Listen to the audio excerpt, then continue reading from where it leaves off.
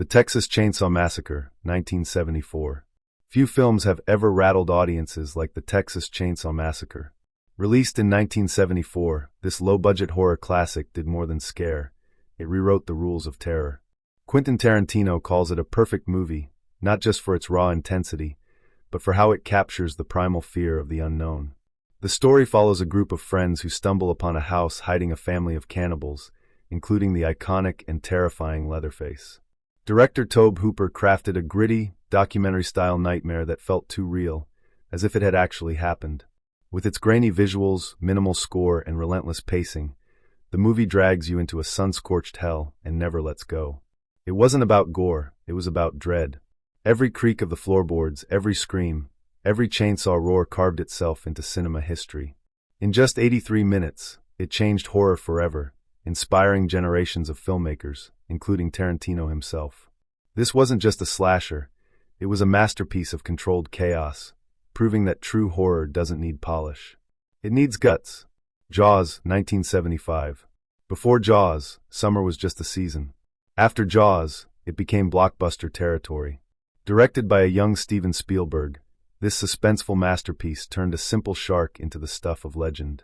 Set in the small beach town of Amity Island, the story follows police chief Martin Brody, a marine biologist, and a grizzled shark hunter as they track a man-eating great white terrorizing the waters. But Jaws was more than a monster movie. It was a masterclass in tension.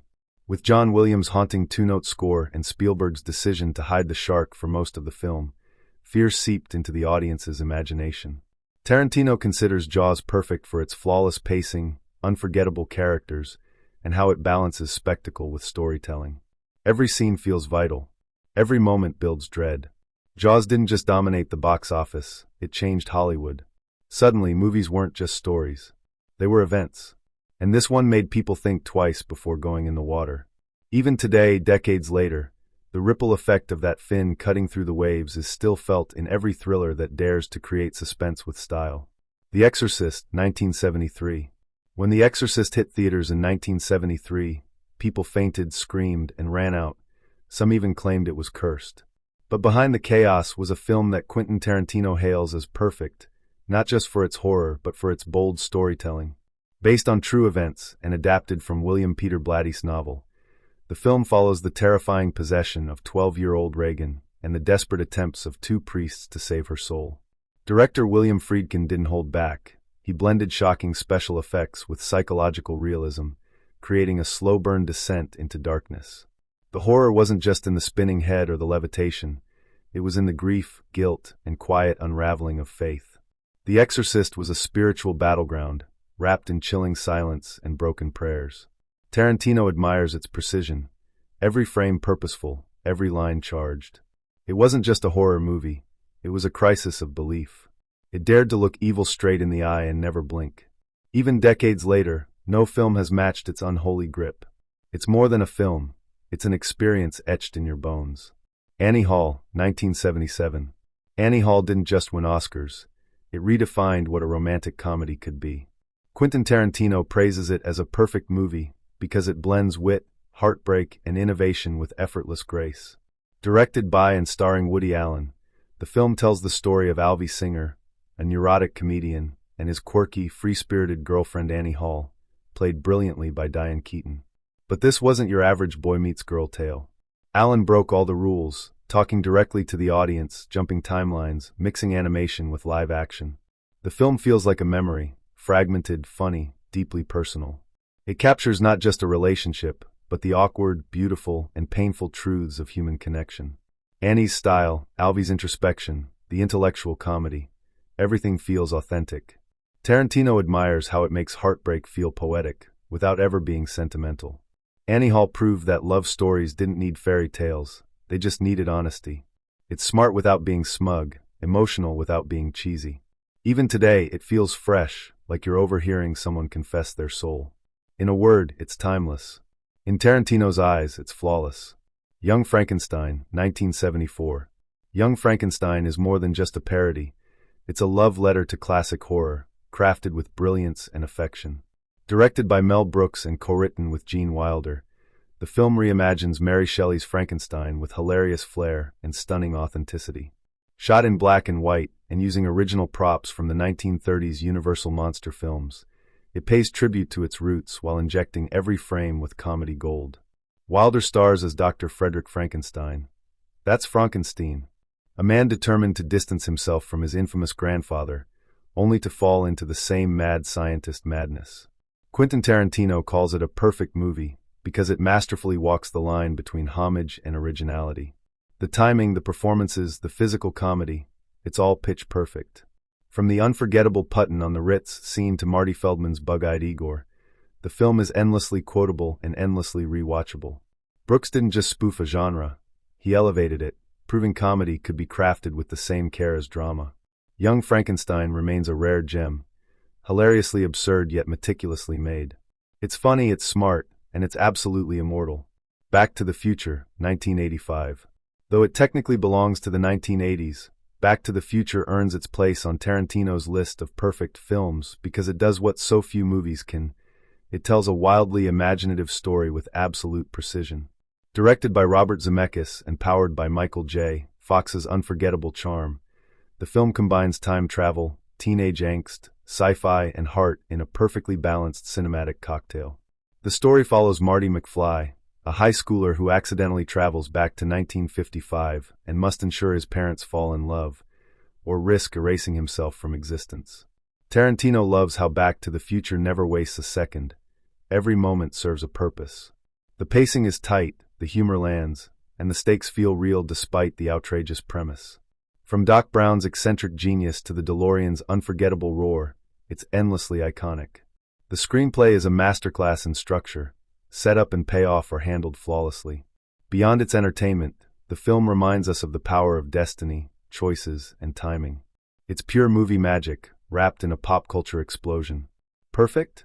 For millions of fans and filmmakers alike, absolutely. The Wild Bunch, 1969. Though released in the final months of the 1960s, The Wild Bunch laid the foundation for the gritty, morally complex cinema of the 1970s, and Tarantino considers it one of the few perfect films ever made. Directed by Sam Peckinpah, this brutal, operatic western shattered Hollywood's traditional portrayal of cowboys and outlaws. The story follows an aging gang of outlaws led by Pike Bishop, William Holden, navigating a violent, dying frontier where loyalty and honor are fading fast.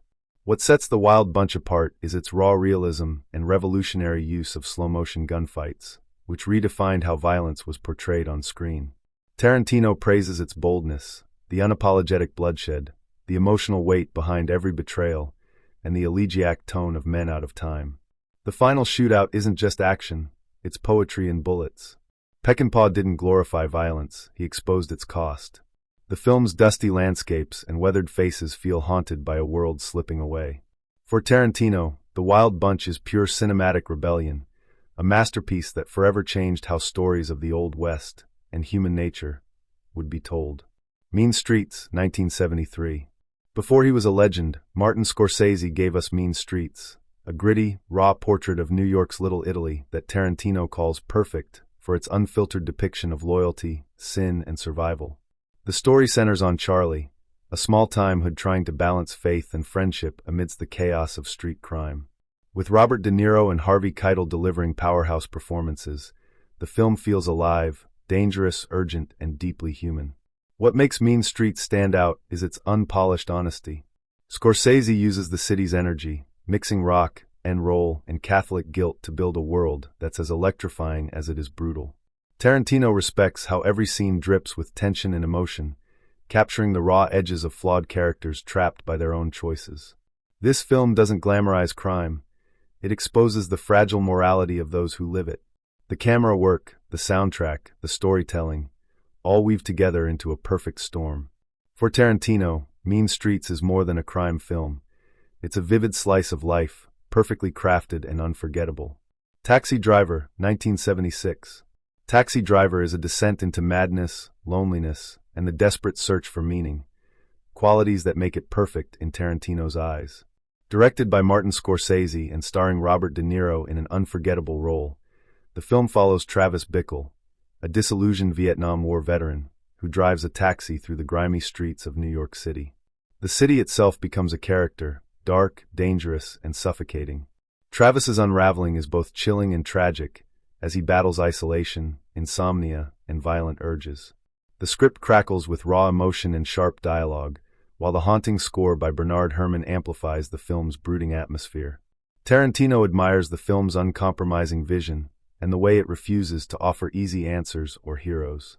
Instead, it confronts the darker corners of the human psyche with brutal honesty. Taxi Driver is a perfect storm of acting, direction, and storytelling that leaves you breathless and uneasy, an intense journey into a fractured soul and a decaying world. Apocalypse Now, 1979. Apocalypse Now is more than a war film.